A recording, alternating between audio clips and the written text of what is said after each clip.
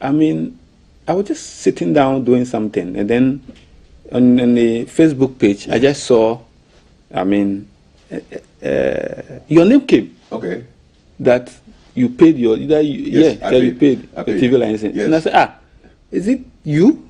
I said, okay, then let me try it and see. And then I just tried it, and then boom, and then it went. I was excited. Awesome. I was excited. Awesome. Awesome. But I think this morning, what is on my mind is just to talk about some sense of discipline. I think that this country, we can only make this country better by reforming our minds. And as a result, we need to exhibit some level of discipline within ourselves, the way we approach issues, especially on work ethics, our daily activities. We should do it like we own the country, and gradually we will get there. When each of us is able to do the little part or the little bit that we can, it will help this country to become the way. Because look, one of the best places to live on earth is Ghana. One of the best places to live on earth. Apart from the fact that we have economic challenges, of course, these things will come and go. But if you look at the peace we are enjoying, and despite the politics, even the stability, that alone should make us very proud that we have a Ghana to protect. And as a result, I'm saying that let us be disciplined. We need that discipline to be able to prosecute that agenda. And that is my message this morning to everyone, that wherever we are, whatever we are doing, let's just try as little as we can to be disciplined in our time, to be disciplined in meeting deadlines, to be disciplined in ensuring that we do the right thing. And that is the only way we can make Ghana better. It is the people who will make Ghana better and not anyone else. And we are Ghanaians, and we can make Ghana better. Thank you. Great. We can make Ghana better, transform the minds so that we can be more disciplined in what we do. And in case you also want to join Mr. Tekpe in feeling a sense of ownership, because GTV belongs to you, all right? Yeah. And you want to pay that TV license so that you can support the state broadcaster, the public broadcaster, commercial broadcaster that we are, GTV, GBC. The short code is *447 *333 #. I'll repeat it. *447 *333 #. For the last time, *447 *333 #. Jara, *447 *333 #. Follow the process, very simple. You put your name in, and pop comes out, and then you get the proof of payment. You will write there on your phone. Okay? From Mr. Tekpe to Dr. Osai, what's on your mind this morning?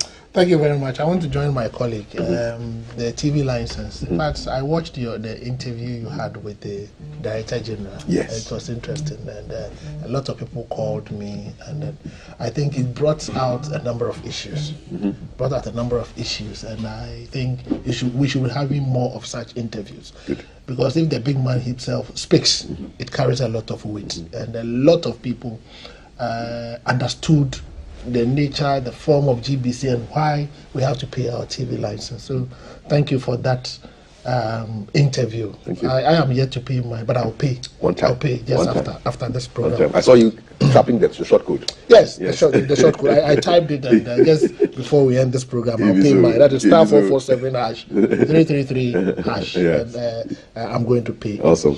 The second one is to congratulate the IGP and all the political parties in Asinop so far. Yesterday, the IGP had a meeting with them, and to come from both political parties, in fact, all the contestants, that they think that so far they have a lot of confidence in the security measures put in place for the upcoming by-elections is something good for us. They should continue like that, because Asin North is important, not for the central region only, but for all of us. The IGP is instituting a disarmament exercise where all bodyguards of the MPs will be disarmed. So you are not supposed to carry any weapons on you, except policemen on duty, and I think it is good. Yes. And the use of drones throughout the Asin North constituency sent also a good signal. So I think the IGP is doing well. The other side of it, I know his men will be on the ground to arrest perpetrators of certain crimes. Let me also say that over the weekend, last week, I was in the program, African Continental Free Trade Area. The AFTA is located in Ghana, but it looks as if we are not taking advantage of it. The number of Ghanaian commodities that can be marketed. Can you imagine that we have Kelewele in Ghana? But who packages Kelewele? Kelewele is unique to Ghana. I mean, you can't go to Kenya and see Kelewele. You can't go to Nigeria. They can have some form of Kelewele, but when we talk of proper Kelewele, is Ghana. And I was surprised. I mean, Mr. Ofosu-Dorotey gave us a number of products that we can Ghanaianize so that we'll be able to make a lot of export revenue. My call is the Ghana Export Promotion Authority to itemize some of these products, support Ghanaians so that we'll be able to take advantage of the African Continental Free Trade Area located in Ghana. It's not enough for us to have the head office here. It is up to us to put measures in place to make sure that Ghanaian businesses takes advantage of that. I'm glad you're saying this, and you're talking about packaging, because last week I was at a factory grand opening, That's right. EPAC, West Africa. Okay. And the Ghana Export Promotion Authority was there, and this facility is set up to offer world-class packaging for Ghanaian products. So granuts, Hausa cocoa, I even saw plantain chips that were packaged to international standard. Yeah, and GBC covered that event last week. And so this will give people an opportunity to send their stuff outside of Ghana. Yes, they should do Kelewele, they should do Achomo, they should do Banfo Basin, they should do all of that. Which one be Banfo Basin? Oh, you don't know Banfo Basin? Maybe under a different name. Under a different name. What does it taste like? Well, you know, it's difficult to describe the taste. You can only feel it. All right. Yes. What does it look like? How can I describe Banfo Basin? Maize combined with sugar. They mold it in a rectangular form, round. Oh, okay. Yes. Okay. Yes. Is it related to kulikuli? Kulikuli is in a different class, and in fact, we can add kulikuli to the list. Is it hard? It's hard, sort of. That is the common denominator of Ghanaian snacks. They are all hard. Name one that is soft. Well, I'm yet to find one. Mr. Tekwe, do you know any Ghanaian snack that is soft? Not at all. When you said that, I was just thinking about Glekanko. It's hard. All of them are hard. It's very hard, and I was thinking it's true. What you said is true. Kube cake or whatever. Yes. Nkati cake. Nkati cake is like a rock. It's granite. All of them are hard. It shows that the average Ghanaian is specially created, and we should take advantage of that. And we have strong teeth also. We have strong teeth. Yes, we have strong teeth. So the packaging is important to take advantage of the African is Continental Free Trade area, so that we'll be able to trade amongst ourselves well and then make a lot of money. Awesome. I support that 100%. So shout out to the police for being on the ball, and they are on the front page of today's graphic, actually. There's a picture there of a smiling Dr. Dampari, Inspector General of Police. Today's graphic. Ghana Police Service will be deploying drones at conflict-prone areas in the Asin North constituency to capture situations of conflict and violence in real time during today's election. Also, as you said, absolutely no weapon will be allowed at the polling stations in an election, which will be supervised strictly by regular police personnel. These are part of security measures the Ghana Police Service has taken to ensure a violence-free election, and they are part of the ground rules established by the by-election during a meeting at Asim Breku yesterday with leaders of the political parties and the IGP. So security has been beefed up with thousands of police personnel deployed to the area to ensure today's by-election is peaceful. So the IGP and the parties met. No motorbikes will be allowed at the polling stations. Very good. Yeah, we don't want these over-enthusiastic young men with bulging muscles jumping on motorbikes and grabbing things. No, we don't want that. And polling stations are going to be located mostly in schools which meant that the rain is not going to affect voting. So they are even planning against the rain, which is great, because the constituency has experienced a lot of downpours this season, which could potentially disrupt the exercise, which has begun. Voting should have begun at 7 o'clock. So we are 42 minutes already into the issue. They've also made available polythene bags in which materials and ballot boxes will be kept so that the materials are not destroyed. There's more. The traditional authorities in the area have stressed the need for peace. The chief of Asin Dan Sami Okofu, Dr. Chum Berima, says the election is not war. Everyone must come together to seek peace. And he's urged the police personnel and security personnel to ensure that there's an environment that will allow people to exercise their franchise. No intimidation, no threats, don't put fear into people, make sure everybody has the right to vote. That's what he said. And so the parties also addressed the media, the chairman of the NDC, Johnson Asiedu Nketia, and then the chairman of the MPP, Mr. Stephen Tim. They're all satisfied with the ground rules, and they're prepared to ensure a violence-free election. So some statistics for you from Asin North. So you have 41,168 constituents expected to turn out at the 99 polling stations. Is it a constituent? Yes, 41168. I'm sure that's the constituent. So out of that, I'm sure you have the voting population. And you have 99 polling stations. In the past, recent past, the president has been there, the vice president has been there, former President Mahama has been there. It's an influx of VIPs overwhelming the constituency there.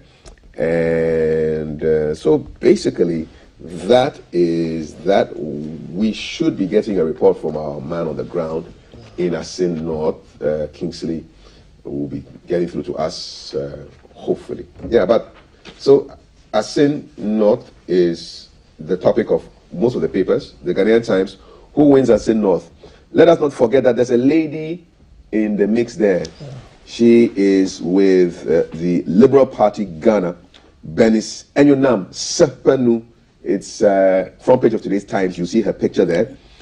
But the talk so far has been of a battle between Mr. Charles Opoku of the MPP and then Mr. James Ejechi Quayson of the NDC. The voters will decide who gets the right to go to Parliament and represent the people of Asin North. The finder leads with too close to call, but Opoku tipped to win with narrow margin, says a pollster being quite busy with the news. And so, yeah, those are the Asin North headlines that we have for you this morning.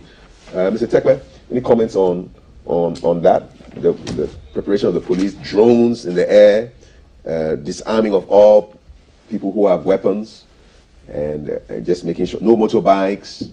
These are some of the measures that have been put in place for Asin North. I think that the IGP, Dr. Dampari, has done very well in Kumewu with his team. And looking at the... Asin North or Kumewu? No, I mean in Kumewu. Yes, and as a result, if you look at the measures he's put in place for Asin North, the momentum in Asin North is, I would say, higher than... in fact, the stakes are higher. They're higher, right? Than Kumewu. And I'm actually expecting higher voter turnout in Asin North than in Kumewu because of the momentum that it has gathered so far. And looking at the security measures put in place by the IGP, himself being on the grounds, for the past week, ensuring that the right thing is done, like asking that nobody carry weapon around. That is a signal to, the constituent also, that the police or the security are there to ensure that everybody is free to move about without any fear. And restriction on the motorbikes movement are all means of ensuring that there is, incidents free. Of course, there may be some pocket of issues here and there, but to a large extent, we don't actually expect anything that will cause any huge problem. But one thing that is very significant is the drone that they are going to deploy in terms of the hotspot. And I am hoping that in the general election, we'll have this also deployed, the drone in the hotspot areas, to be able to capture live feed from incidents that may be happening. And so this is an election that is too close to call, and as a result, I'm just waiting eagerly to see who carries the day. But this particular one, anybody at all has a chance, especially the two main political parties. Any of them has a chance of winning this election.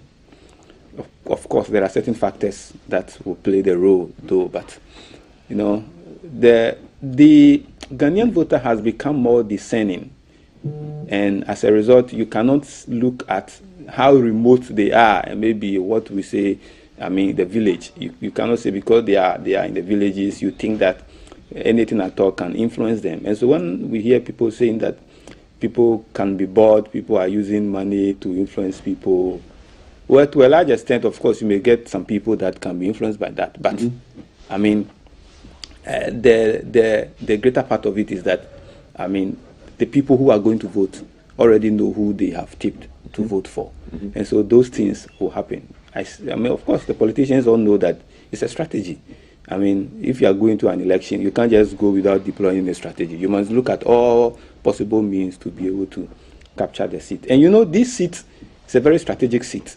Whoever wins this seat determines how Parliament will turn out to be in terms of parliamentary administration. But are there any votes in Parliament where you just need a simple majority to win, or you still need your 60%? Yeah, or your in certain cases, yes, you need simple majority, especially the voice votes. Well, it means you have to whip all your ministers who are working somewhere into Parliament at the particular time. That's why the challenge. The whips are there. The whips are there. You know. Okay, all right. Yes, yes. Okay, awesome. Thank you for your thoughts.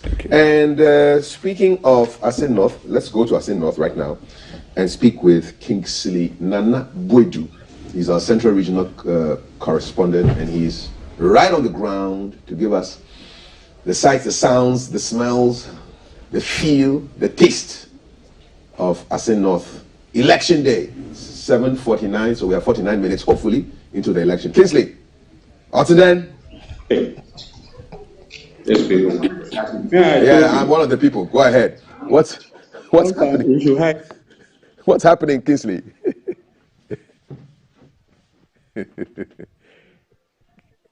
Kingsley, the people are ready for you. He wants to be sure whether you're one of the people. I'm one of the people. Kingsley, good morning.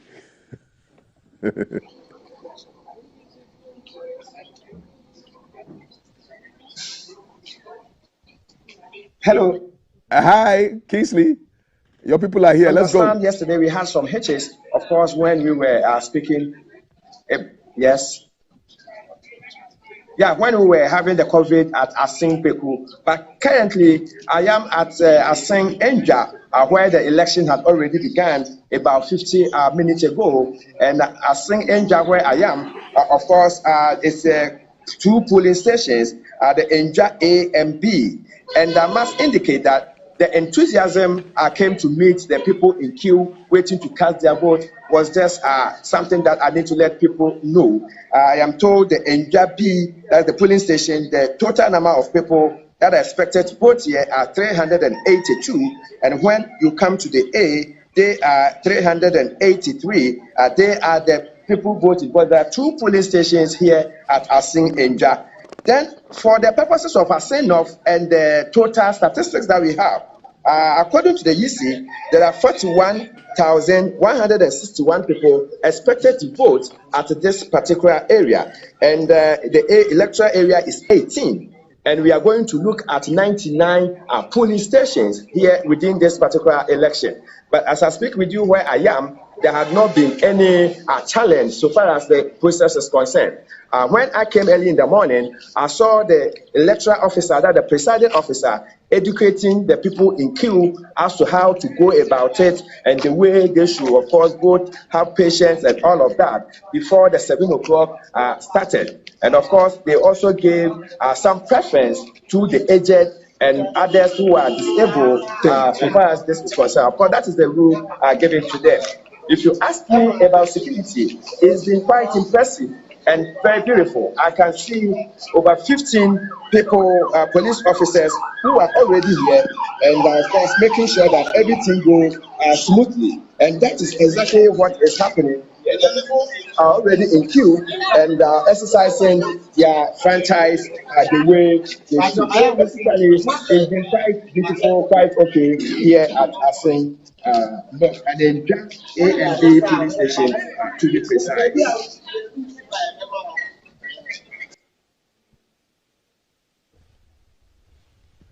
Okay, so that's Kingsley Nana Boydu giving us a sense of what's going on in Assin North. Voting has begun, and people are queuing up to, exercise their civic rights and responsibilities to choose somebody who will represent them in the House of Parliament to make laws and make decisions on their behalf. We can't all go to Parliament, so we decide to choose one person to go and represent us there. I'm happy about the enthusiasm. I'm happy. It shows that the average Ghanaian is becoming very discerning, and they are alive with their responsibilities by way of choosing their leaders. And when you look at the Assin North seat, it used to be part of Assin Central, and when Kennedy Japan was their MP, and then they divided them into two, had Assin North, Assin South. So in 2012, the Assin North had their first MP, who came from the NDC actually.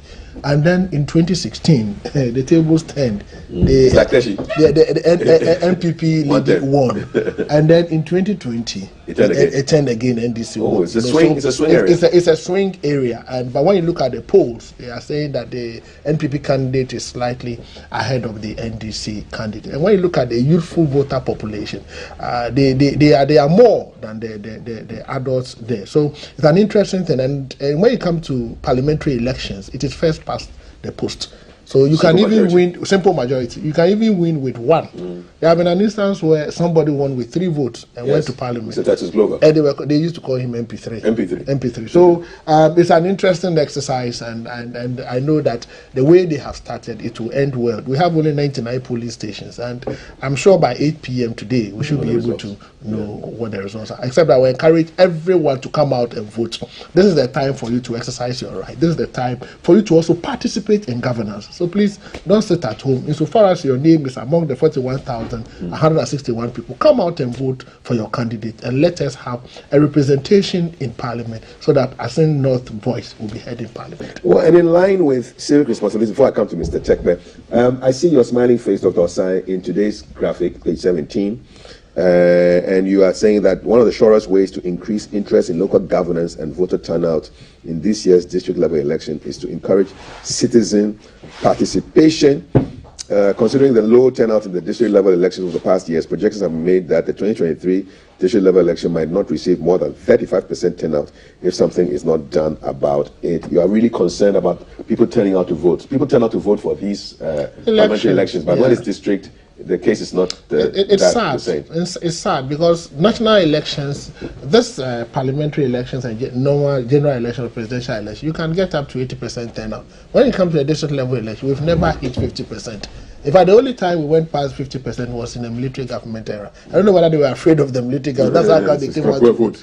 So, but the district level election is the most important election because you are electing your leader. So I am advocating that we should get people to appreciate the importance of voting, exercising that their civic responsibility, so they'll be able to elect their leader. So we can have local level elections turnout, also hitting the 80% mark we have at the national elections. All right, Mr. Tekpe, you heard a bit of the sounds from Assin North. They are voting. Your comments, really. I just want to comment GTV. I think that there's been a great transformation, taking live feed from Assin North. Looking at the queue as at 7:50, that should tell you that people them are irate. I tell you. People them are irate. I tell you. I tell you. And so,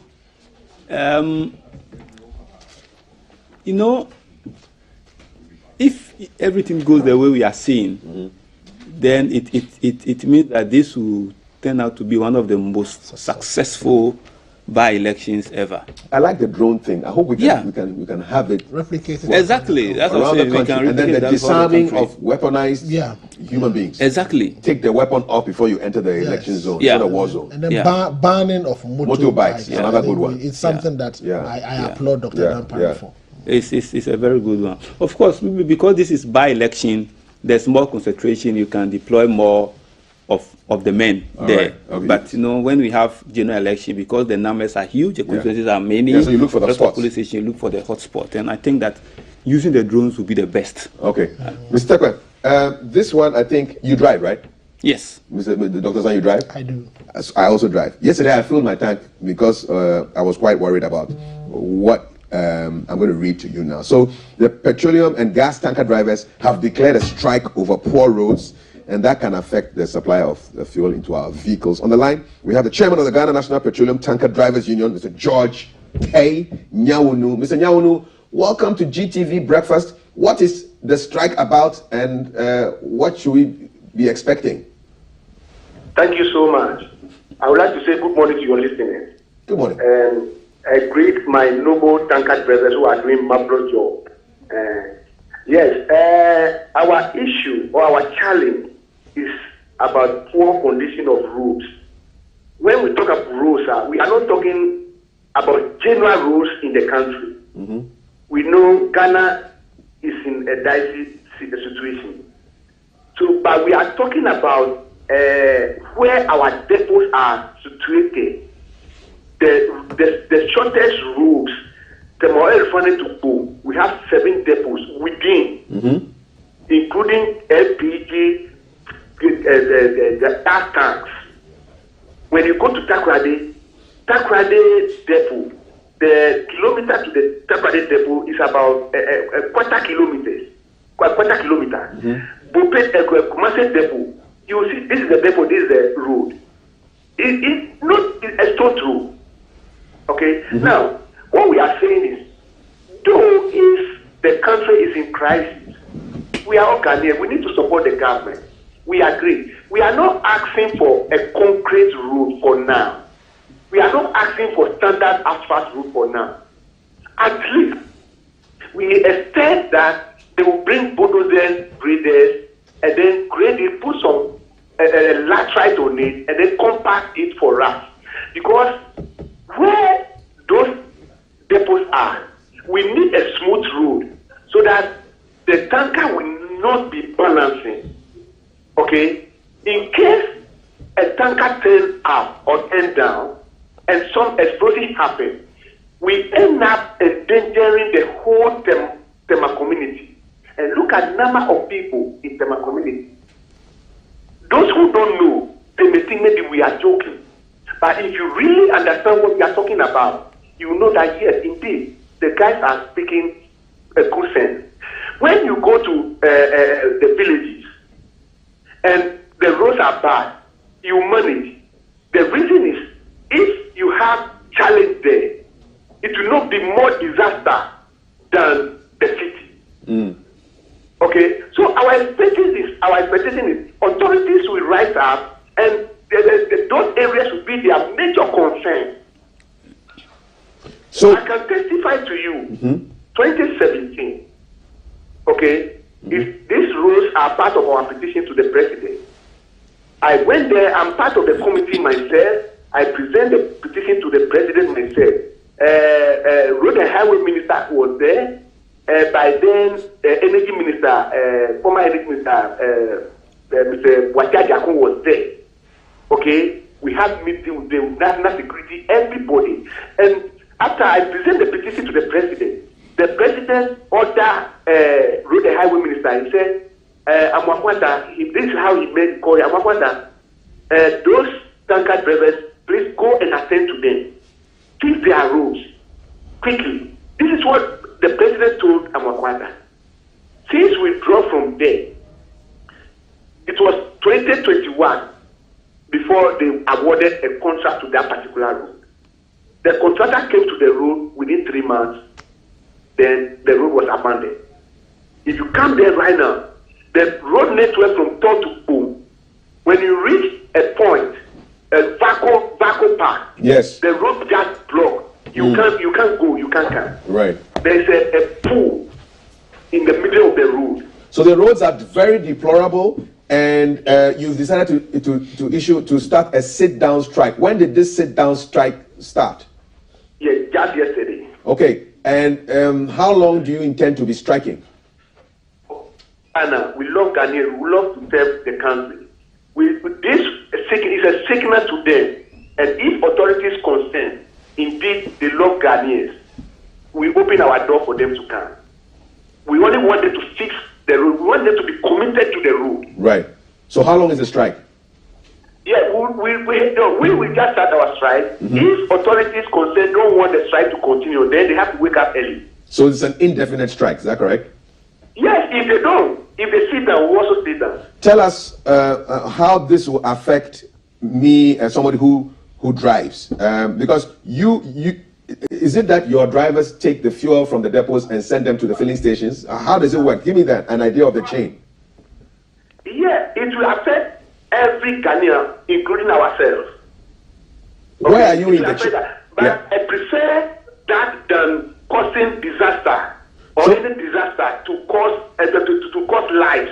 So let us understand what you do. So you take the fuel from where? Tell me the process. When the fuel comes into the country, it goes to the depots. Is that correct? Yeah, sure. And then where do you come in? Yeah, after the vessel discharge the product into the tanks, the various depot tanks. That is where when the OMCs, Oil marketing companies. Okay. To their various filling stations. That is where we go in. So and lift the product. So you supply the fuel to the filling stations. Is that correct? Sure. The tanker drivers and gas drivers in Ghana, we did that job. We supply all petroleum products in the country. How many tanker drivers and petroleum and LPG drivers are there in Ghana? Yeah, both of us would be 10,000. 10,000. Yeah, sure. How much fuel do you transport every day on average from the depot to the filling stations? Averagely about 6 million liters, yes. Sometimes 5 point something, sometimes 6 million liters a day. So are you telling us that if you are on a full strike today, 5 to 6 million liters will not leave the depots? Sure. What is your advice to the public? What should we do to Yeah, you see, we kept mute on this, thinking that authorities will do something about from 2017, as I indicated. That shows the love we have for Ghanaians. But this time around, it's like nobody is listening to us. We don't have anybody to speak on our behalf. So this is the time we make it open. We open every book to Ghanaians. Ghanaians should judge and see whether we are right or we are wrong. Can you tell us whether your members are fully complying with this sit-down strike? Sure. They are fully compliant because they are using the route. Because I'm their chairman. We have executives at all the branches. All the executives will be about 50 executives. All right. Handling the drivers. So if I see a tanker on the road today, does that mean the strike has been broken?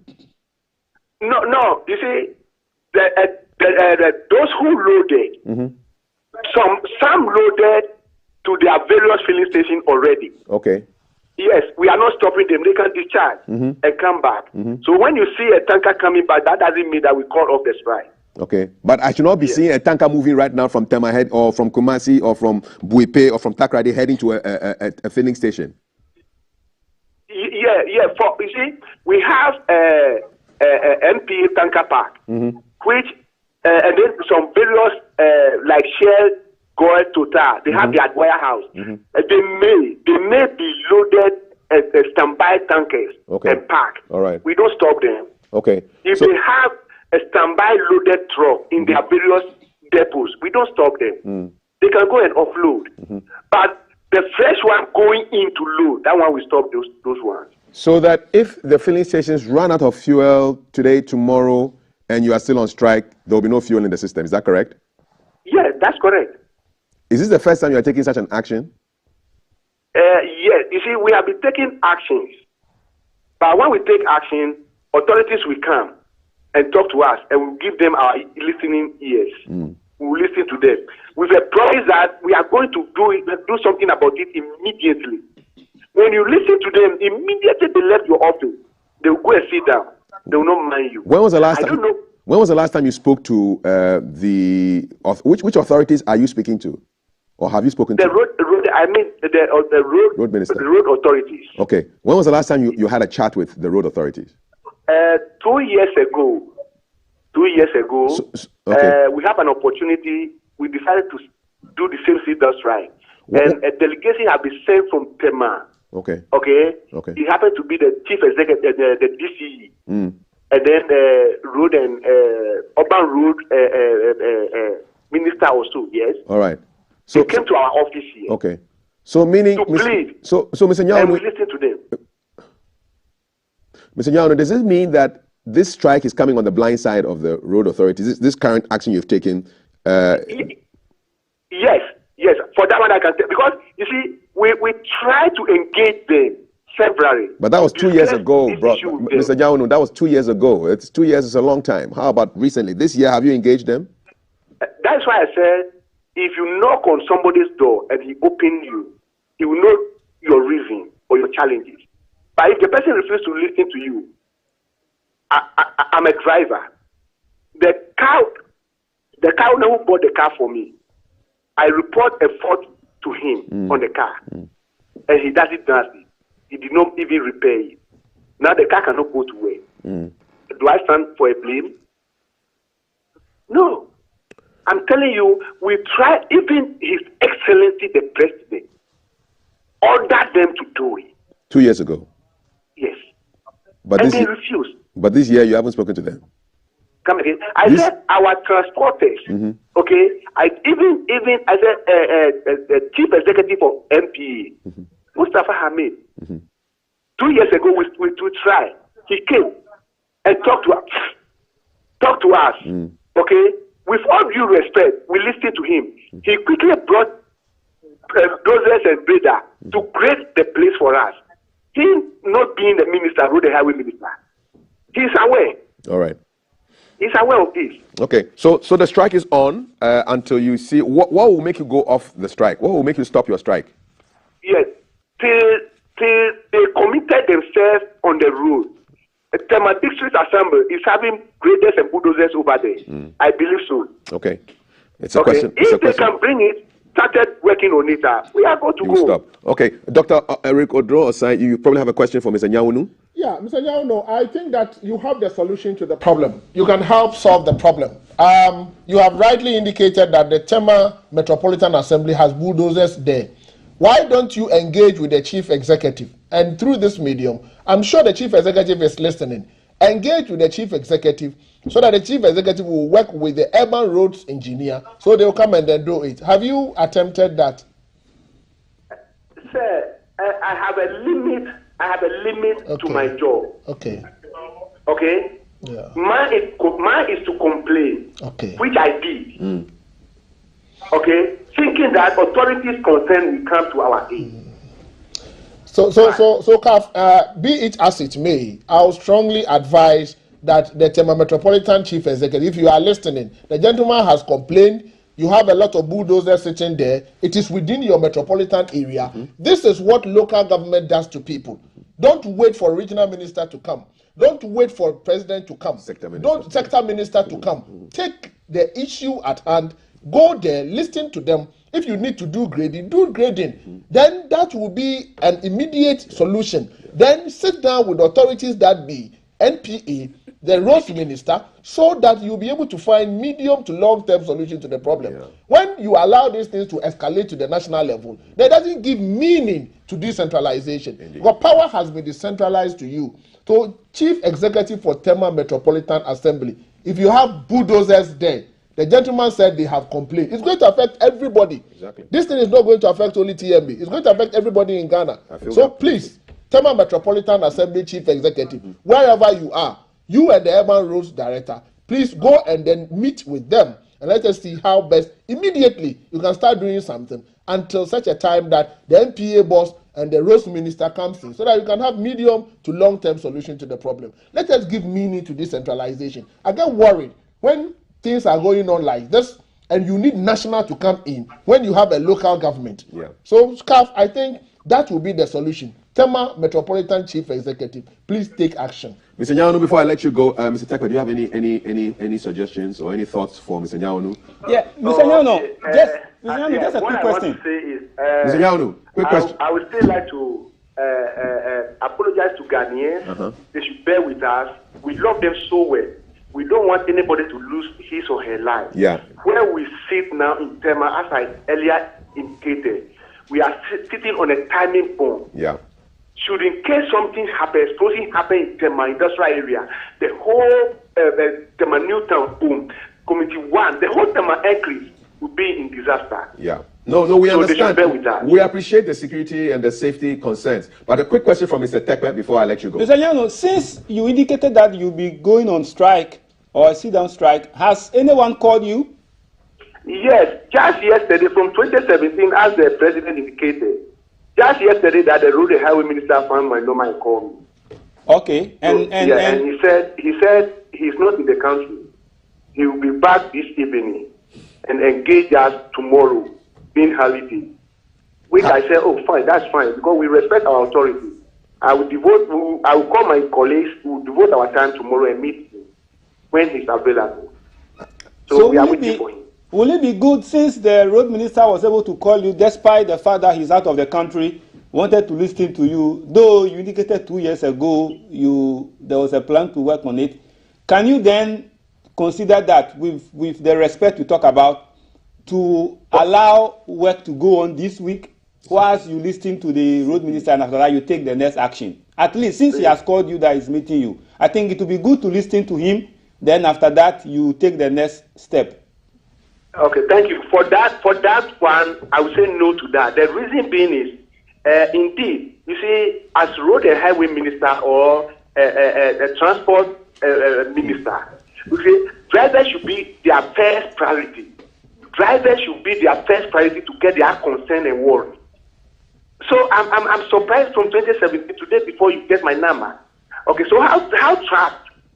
What is he going to give me? What trust do I have that indeed tomorrow he's coming? And look, let me tell you, all my executives across the country, our lives are our lives are in danger 100%. simply because we are controlling different types of drivers in the country.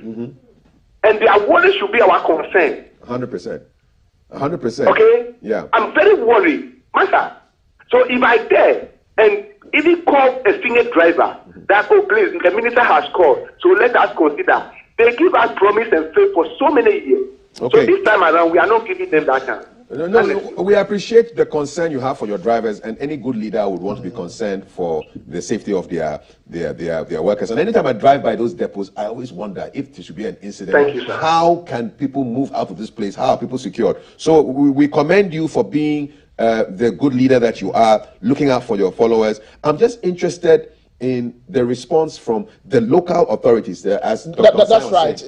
Tema Metropolitan Metro, authorities, in fact, have they been in touch? The chief executive of Tema Metropolitan Assembly and that of Bon Katamanso should put their heads together to help them. Yeah. Because if the graders in Tema Metropolitan Assembly, it will not be enough. Bon Katamanso, the adjoining municipal assembly, can help them. You see, I get worried when local problems, they want to escalate local problems to national, where the chief executives are there. So, Mr. Nyawunu, trust that we'll get in touch with the chief executives. We'll get them to get to you. So the two chief executives, Bon Katamanso and Tema Metropolitan Assembly, will put their heads together to at least start doing something before even the roads minister meets you. And I think that will be the beginning of good things to happen. Okay, Mr. Nyawunu, what are your final, before I let you go, is there anything else you want to say? Okay, what I want to say is, as I earlier on indicated, we love Ghanaians. Yes, we are not saying we are not working to supply Ghana. We want something to be fixed for us. So they should bear with us. Yes, if indeed we all want those things to be fixed, they can add their voice to the authorities so that they will do it for us quickly. Okay. On that note, I will say thank you to all your listeners. Thank you very much. Our doors are always open. In case you need any clarification, you can get in touch with us. We should fill up our tanks, Is that correct? Mr. Nyawunu? Yes, sir. Should people do as I have done and fill up their tanks? Let's keep on going, and we'll see what will happen. We can't go where there's no fuel in the car. Maybe I feel like my own. I'm ready. Yeah, but you see, like I said, look, you've been there. Even though if you are not in pay and you close from work, you get home safely, your wife and children see you, they will be happy that maybe they will announce today that you pass away. Yeah, I get you. Yeah. No, it's a serious situation. The safety and your security should be number one. It should be number one. Sure. So we hope that we will push to make sure that the right things are done. All right. Thank you. Mr. George Tay Nyawunu is the chairman of the Ghana National Petroleum Tanker Drivers Union. They take products from the depots in Tema, Takrady, Kumasi, and Buipe and supply the entire country. 10,000 members in their union. They have sat down and they are on strike. They are protesting the poor condition of their roads. If you look at the back page of today's graphic, you will see a lake which is masquerading as a road on the Tema Oil Refinery to Cone Road, which is not good at all. And they are thinking ahead and anticipating that should there be some kind of a disaster accident, there will be problems But on the water road. Kaf, let me also make a humble appeal to the tanker drivers that in case the Metropolitan Assembly or the local authority is able to meet them halfway with the graders. With some graders, they should also be able to give them some fuel at least to support the process. That's all. Because I know maybe the assembly will say that we have fuel, but we don't have enough fuel to do the exercise for you. They have the graders, so they should also meet them halfway with some fuel, so that at least partnership in development will not be bad. Yes, so please, since you have the fuel tankers, at least support them with some fuel, diesel in the graders, so that they can come and then help you. I'm sure it will be a nice thing to do. On that note, I'd like to say, when you saw your indicator, where was it right now? I filled last night. Okay, Mr. Lekwe. I will be feeling from as I live here. I think you should. Yes. Gentlemen, we are full with a good breakfast of current affairs and news. Remember, the Asin North by-election is happening today. Voting started at 7 o'clock, so we're 1 hour, 19 minutes into it. It'll end at 5 o'clock. We should be getting results, hopefully, by the end of the day. 99 polling stations, over 40,000 people going to vote. Let's see how that goes. Keep it peaceful. People, it's only an election. It's not a war. It's just an election, okay? It's just an election. You go, you thumbprint, boom, you see some, whatever. There will be indelible ink on your thumb. You go back and enjoy your fufu or whatever you do, okay? Wait for the votes. If your team wins or your party wins, hey, hip hip hooray. If you don't win, well, there's always 2024 to look forward to, which is just a year away. It is not worth killing anybody, stabbing anybody, getting BP because of an election. Please, it's not worth it. All right, it's We need you alive. We need you alive. All right. Thank you so much, gentlemen. Mr. Peter Tekwe and Dr. Eric Odro Osai with our conversations on the headlines. We have a conversation on strengthening financial institutions, and Luther GH is our showbiz guest in about an hour's time. This is hashtag GTV Breakfast. Remember to pay your TV license. Okay, let me give you the short code. It's *447 *333#